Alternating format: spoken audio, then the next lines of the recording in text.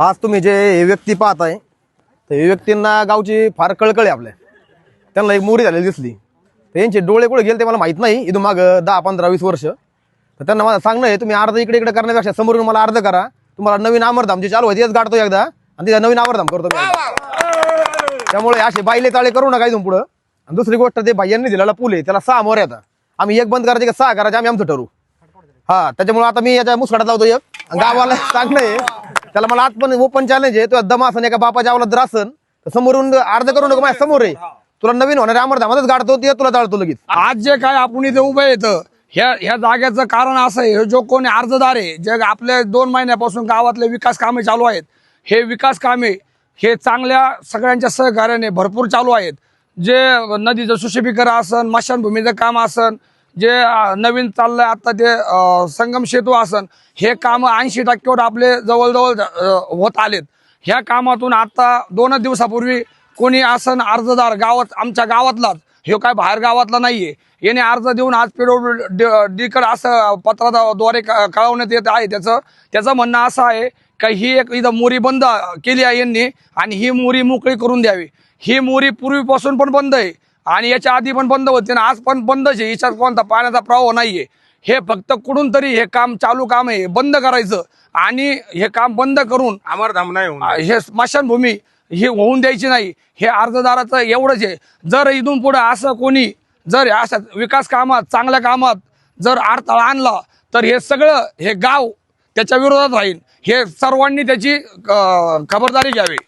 नमस्कार, मी जालिंदर बाजीराव कुलट, बुरडगाव या ठिकाणी. आज जो हा ज्वलंत प्रश्न होता अमरधामचा, यासाठी संकेत भाऊ कुलट असतील किंवा नवनाथ वाघ असतील यांनी पराकाष्ठाने आणि स्वखर्चाने जे काम चालू केलं होतं त्या कामाला अडथळा निर्माण करण्याचा एक मोठा उपक्रम त्या माणसाने केलेला आहे. पार्श्वभूमी काहीच माहीत नाही, बुरडगावची पार्श्वभूमी काहीच माहीत नाही. बुरडगावचं अमरधाम पलीकडच्या बाजूला होतं, परंतु बुरडगावच्या अमरधामला त्या ठिकाणी अडचणीत होत्या म्हणून बुरडगावचं अमरधाम ह्या बाजूला चालू झालं. पार्श्वभूमी त्या व्यक्तीला कुठल्याही माहीत नाही याचा अर्थ समजून येतो. कारण बुरडगावचा पूल हा 6 मोऱ्यांचा पूल आहे आणि प्रत्यक्षात 1 मोरी आणि 2 मोऱ्या कायमच्या बंद आहेत. कारण पलीकडून घाट आहे, त्या घाटामुळे त्या दोन्ही मोऱ्या बंदच होत्या. आणि ती आता जी भर पडली ती काय किंचित भर आहे, ती काय जास्तीची भर नाहीये. ही जी भर पडलेली ही श्रीराम मंदिराच्या पाठीमागची बाजू जी उंचावर होती त्याच्यावरच भर पडलेली आहे. त्यामुळं कुठल्याही प्रकारचा याच्यावर कुठलाही हे होणार नाही किंवा बुरडगावला कुठल्याही प्रकारचा त्याच्यापासून धोका निर्माण झालेला नाही. परंतु काहीतरी कारण काढायचं आणि त्याच्यामध्ये व्यत्यय आणायचं काम ह्या व्यक्तीने केलेलं आहे. अशी कोणतीच बाब नाहीये की त्याच्यामध्ये बुरडगावला कुठला धोका होईल किंवा इतर गोष्टीला कोणाला धोका होईल. धोका हा कोणालाही नाही. त्याच्यात आणखीन एक भर नवनाथ भाऊनी काय केलंय की इथपासून बुरडगावपासून तर याच्यापर्यंत खोलीकरण केलंय. ते खोलीकरण करताना जे खोलीकरण केलं ते 4 ते 5 फूट केलेलं आहे. ते 4-5 फूट खोलीचं खोलीकरण करताना पलीकडचं जे बाजूला जे पाणी जायचं ते जवळजवळ 300 ते 350 फुटाचं पाणी कमी होणार आहे. ह्या गोष्टी PWDला समजत नाही का? PWDचे डोके ठिकाणार आहे का नाही, आकली आहे का नाही त्यांना? त्यांनी प्रत्यक्ष तिथे येऊन पाहिलं पाहिजे होतं, सगळ्या गोष्टीचा विचार करायला पाहिजे होता आणि मग पत्र द्यायला पाहिजे होतं. PWDच्या अधिकाऱ्यांना माझं चॅलेंज आहे की तुम्ही इथं येऊन ते प्रत्यक्ष पहा, त्याची खोली पहा, लांबी पहा आणि नंतरच तुम्ही हा उपक्रम चालू करा. कुठल्याही प्रकारचा अन्याय ह्या गावावर होता कामा नाही. आणि जर PWD शासनाने किंवा इतर गोष्टींनी जर काही हा अन्याय केला आणि हे जर काम थांबवलं रोषाला बळी पडतील. त्यांनी कुठल्याही प्रकारचं कृत्य करू नये आणि कोणाच्याही सांगण्यावरून हे करू नये. कारण संपूर्ण आमदार आमच्या पाठीशी आहेत, खासदार आमच्या पाठीशी आहेत, सगळ्या गोष्टी आमच्या पाठीशी आहेत. प्रशासनाने हा जो काही आम्हाला पत्र दिलंय हे पत्र तात्काळ मागे घ्यावा अशी मी प्रशासनाला विनंती करतो. नाहीतर याचा हा बुरडगावचा रोष तुमच्यापर्यंत येईल आणि ज्या ठिकाणी जे काय घटना होतील किंवा गोष्टी होतील त्याला सगळे जबाबदार तुम्ही असाल हे तुम्हाला मी निक्षून सांगतो. कारण ही जी गोष्ट ही सोपी नाहीये. बुरडगावला हा ज्वलंत प्रश्न आहे. लोक जाळायचे कुठं? आम्ही नगरला 4 किलोमीटर 5 किलोमीटर नेऊन लोक जाळतोय आज. अहो हे चांगलं काम होत असताना जर तुम्ही असं करीत असन तर आम्ही काय चंद्रावर नेऊन जाळायचे का लोक? तुम्ही ही जागा एक तर आम्हाला जागा देत नाही आणि जागा आम्ही आमची स्वतःची करतोय तर तुम्ही त्याला विरोध करताय असं स्पष्ट मत आहे माझं. त्यामुळं प्रशासनाने याला विरोध करू नये स्पष्ट आणि गावकऱ्याच्या वतीने तुम्हाला सांगतो. आणि ह्या 2 माणसाच्या मागे नवनाथ भाऊ असतील, संकेत भाऊ असतील, ह्या 2 माणसाच्या व्यक्तीच्या पाठीमागे संपूर्ण बुरडगाव खंबीरपणे उभा आहे. यांना कुठल्याही प्रकारचा धोका होणार नाही यासाठी आम्ही सगळ्यात आधी पुढे असू. हे यांनी ध्यानात ठेवावं. संकेत भाऊ तुम आगे बढ़ो, चेयरमैन तुम आगे बढ़ो.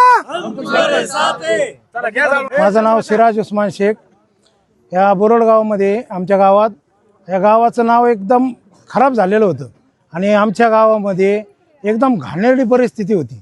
आज त्याला सुधारण्यासाठी 2 उद्योजक ह्या गावात उठले आणि त्यांनी स्वखर्चाने या गावाला पुढं नेण्याचं काम केलं आणि हे गाव आज पंचक्रोशीत आज तुम्ही येऊन पाहिलं तर आमच्या गावासारखं एकही गाव नाही कुठंच दाखवायला. पूर्ण नदीचा कायापालट झालेला आहे. 2 सुंदर असे पुलं निर्माण झालेले आहेत. गावामध्ये दर रविवारी पूर्ण कचरा साफ केला जातो. कुठंही एक काडी कचरा काहीच नाही. आणि अशा प्रकारे चांगले कामं चालू असताना कधी पण काही लोक आपल्या समाजामध्ये असे असतात का त्यांना ते बघवत नाही. बरं, त्याच्यातून कोणाचाही एकही रुपया गेलेला नाही, कोणाला कशाचाही त्रास नाही. हे दोघं नवनाथ वाघ असतील आणि संकेत भाऊ कुलट असतील यांनी स्वखर्चाने आपल्या पूर्ण हे काम पूर्ण ताकदीने करून राहिलेत. त्याच्यानंतर इथं जे पुलाला जो अडथळा निर्माण झाला आहे असं ज्यांचं म्हणणं आहे, तर ऑलरेडी PWDने ज्यावेळेस पुलाचं काम केलं त्यावेळेस हा भराव इथंच होता. याच्यामध्ये कुठलाही बदल झालेला नाही. मग त्यावेळेस त्यांना हा का दिसला नाही, म्हणजे हे त्यांची चूक ती आमच्यावर ढकलतात का, हा एक त्याचा मेन मुद्दा आहे. आणि दुसरी गोष्ट, जर इथं अडथळा येत होता तर इथं कमीत कमी 10 ते 15 लोकांच्या मुठरी होत्या. एकाही माणसाने कुठलेही काही न बोलता इथं त्यांना काहीच अडचण नाही झाली. मग तो भराव कसं काय निर्माण झाला म्हणता येईल.